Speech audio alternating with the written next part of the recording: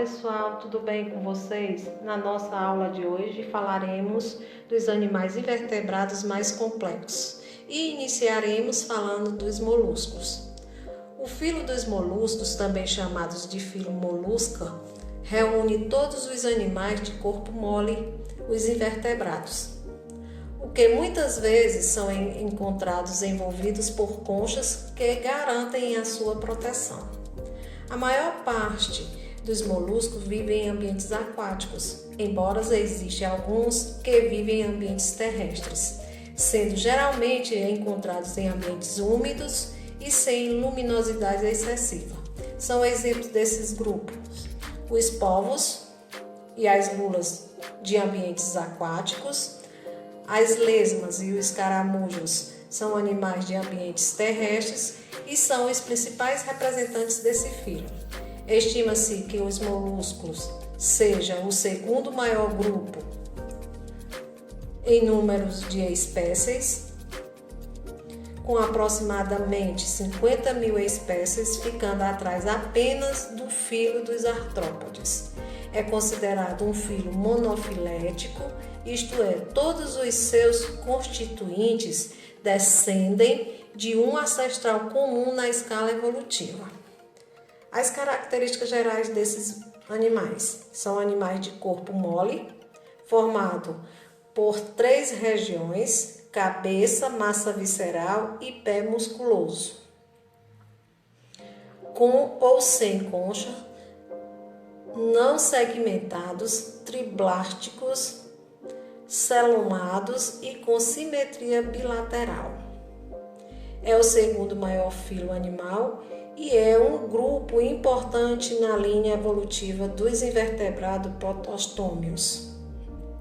Então, pessoal, os moluscos também são seres eucariontes, pluricelulares, triblásticos, porque apresentam 3 tipos de tecidos embrionários que dão origem a todos os demais tecidos e órgãos. Possui, além do corpo mole, uma pele fina sensível. Esse corpo geralmente é dividido em cabeça, onde estão os órgãos sensoriais, pé, responsável pela locomoção desses animais, e a massa visceral, onde estão todos os demais órgãos. Outra característica desses animais é que são animais de vida livre, terrestres ou aquáticos, de água doce ou salgada. Raras espécies parasitas. No caso dos gastrópodes, é o maior grupo entre os moluscos. A maioria possui concha externa em forma de espiral. A característica principal da maior parte dos moluscos é a capacidade de produzir uma estrutura protetora chamada de concha. Essa concha é formada a partir do manto, tecido semelhante a uma pele que é responsável por revestir a massa visceral do organismo. Esse manto passa a secretar substância desde a fase inicial de formação do molusco até a fase adulta. Estas substâncias, como carbonato de cálcio, se aglomeram e formam a estrutura rígida da concha, que é fundamental para a proteção e o suporte estrutural do corpo mole dos moluscos. O formato da concha também é utilizado para o reconhecimento prévio das classes dos moluscos. No caso, os gastrópodes possuem geralmente uma concha leve e em espiral. Os bivalves possuem conchas duplas e com uma região articulada de ligação que permitem a abertura e o fechamento da concha. Cefalópodes possuem conchas internas, como as lulas, geralmente reduzidas ou ainda ausentes como os polvos. Sistema digestório completo, com boca e ânus. Hábitos alimentares são muito variados. Há espécies filtradoras, herbívoras e algumas são predadores eficientes. Na boca, há uma estrutura semelhante a uma língua, com diminutos dentes quitinosos, denominada rádula, digestão extra e intracelular. O sistema digestório dos moluscos é completo. Inicia com a boca e finaliza com o ânus. Os moluscos são animais prototômios, ou seja, a boca se desenvolve primeiro que o ânus, com exceção dos bivalves, que são animais que filtram as partículas alimentares pelas brânquias. Os moluscos possuem a rádula para facilitar a raspagem dos alimentos. Temos aí a anatomia interna de um caracol, onde essa imagem está mostrando várias partes do corpo desse animal, que inicia pela parte frontal, os gânglios cerebral, o papo, glândula salivar, pulmão, concha, gônada, glândula de albumina, ducto espermático e ovoduto, o coração, tentáculos oculíferos. Então, essa é a estrutura interna do corpo de um caracol. O sistema circulatório é presente do tipo aberto ou lacunar, incluindo tipicamente um coração dorsal com um ou dois átrios e um ventrículo, uma cavidade pericárdia, uma aorta anterior e muitos hemocelos nos tecidos. Os moluscos são os primeiros animais a possuir um sistema circulatório. A maior parte dos moluscos possui sistema circulatório aberto, embora alguns cefalópodes possuem um sistema circulatório fechado. Apresentam um coração dentro da cavidade pericárdica que bombeia a hemolinfa, que é uma substância semelhante ao sangue, para transportar a substância ao longo do corpo dos animais. O sistema respiratório presente ocorre através das brânquias nas espécies aquáticas, como lulas e polvos, ou dos pulmões nas espécies terrestres, lesmas e caramujos. Está acoplado ao sistema circulatório. Então, o sistema respiratório desses animais apresenta um órgão especializado na realização das trocas gasosas. Os moluscos podem apresentar respiração cutânea. As trocas gasosas ocorrem do contato direto do manto com o meio ambiente. Temos como exemplo, nesse caso, as lesmas. Pulmonar, com o pulmão localizado dentro da massa visceral, que é o caso dos caracóis, ou ainda respiração branquial através das brânquias, como exemplos moluscos aquáticos, lulas, ostras, mexilhões e etc. Sistema nervoso presente, composto por 3 ou 4 pares de gânglios cerebrais ligados a nervos que atingem todo o corpo do animal. O sistema nervoso dos moluscos é um sistema sensorial do tipo ganglionar, ou seja, organizado em um conjunto de gânglios que percorre todo o corpo do animal. Sistema excretor também é presente, excreção por meio de metanefrídeos, estruturas especializadas na remoção de resíduos nitrogenados do metabolismo. O sistema excretor dos moluscos apresenta metanefrídeos, é um conjunto de tubos responsável pela excreção de substâncias.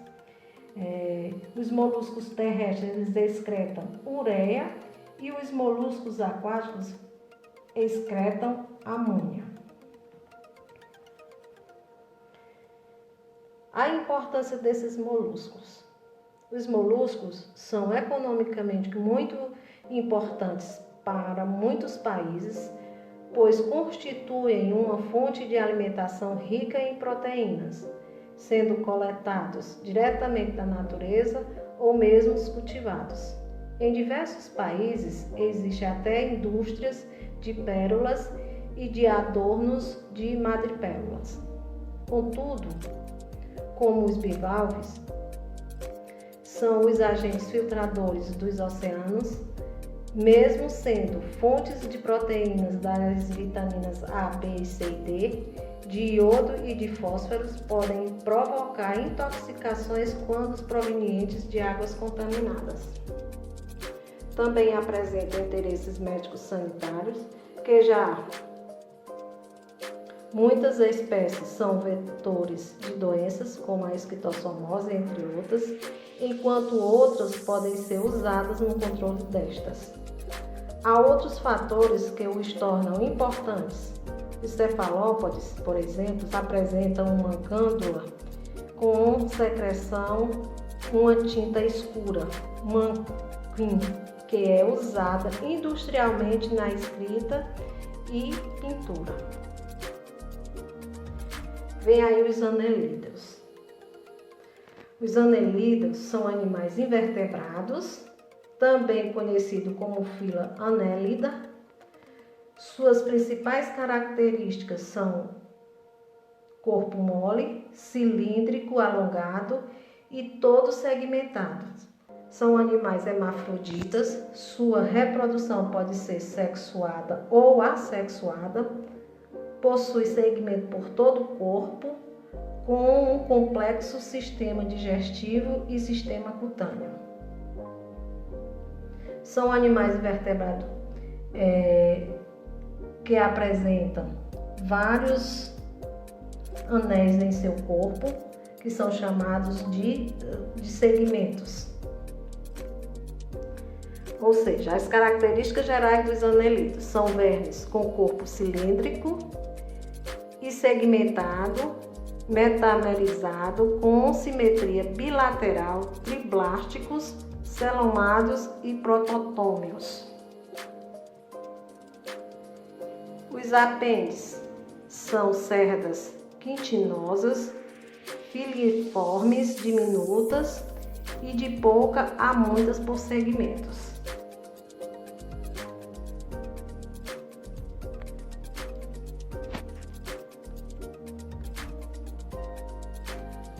Características ainda desses animais. São animais de vida livre, terrestres ou aquáticos, de água doce ou salgada.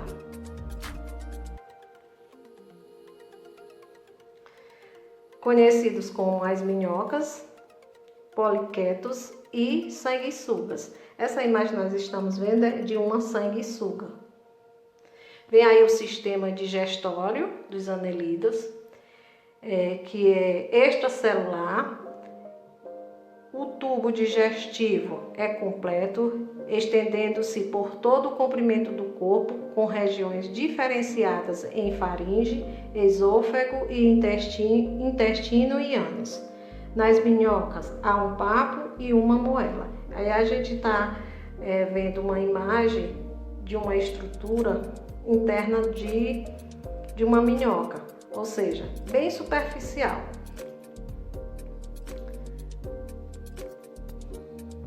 Os animais do grupo dos anelídeos, eles também podem ser animais carnívoros, herbívoros, detritívoros, que se alimentam de detrito, que é o caso das minhocas, e até hematófagos, ou seja, se alimentam de sangue. Isso varia dependendo da espécie. O sistema digestório dos anelídeos é completo, ou seja, possui boca e ânus. Depois de ingerir o alimento, os anelídeos armazenam no papo Em seguida, esse alimento será levado para a moela, onde ele vai ser quebrado em partes menores para que ele possa seguir para o intestino e ser absorvido na forma de nutrientes. Sistema circulatório fechado com vasos sanguíneos e ramos laterais em cada segmento, presença de vasos pulsáteis, corações laterais, sangue dotado de pigmentos respiratórios, que é o caso da hemoglobina em oligoquetos, certo? O sistema circulatório desses animais é fechado, o sangue circula no interior dos vasos sanguíneos, há um vaso ventral e um outro dorsal. Em algumas espécies possui ainda vasos com funções de contração. Esses vasos são comparados ao coração, já que a função deles é bombear e impulsionar o sangue por todo o corpo do animal. O sangue dos anelídeos possui uma coloração avermelhada. Isso quer dizer que há a presença de hemoglobina dissolvida no plasma. O sistema respiratório presente varia de acordo com o habitat. Nos poliquetos é branquial e nas minhocas e sanguessuga é cutânea ou por difusão. Os anelídeos, eles apresentam dois tipos de respiração. A cutânea, presente em apenas nas espécies terrestres, a troca gasosa é realizada através da pele, e a branquial, que há presença apenas nas espécies aquáticas. A troca gasosa é realizada através das brânquias. O sistema excretor presente é realizado por meios de metanefrídeos, que removem as excreções e eliminam ao meio externo.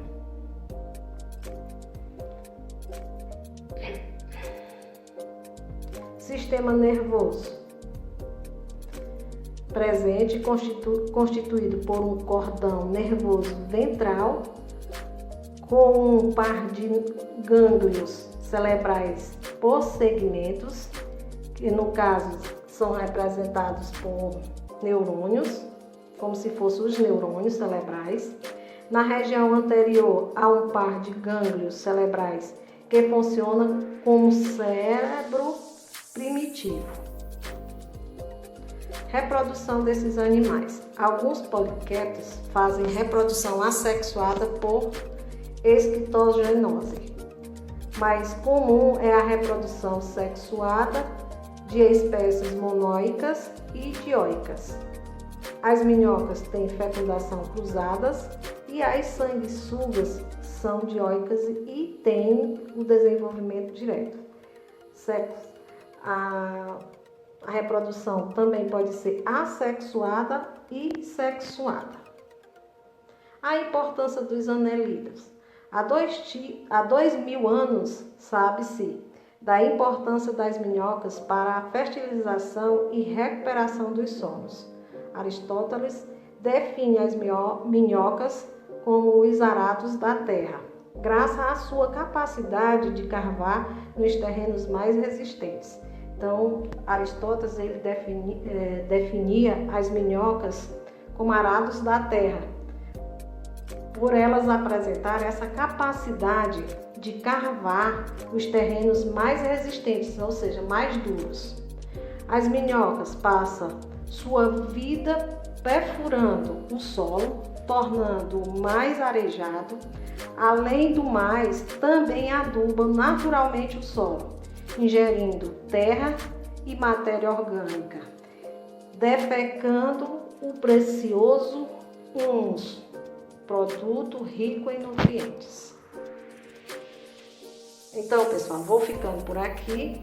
Espero que tenha ajudado e até a próxima aula.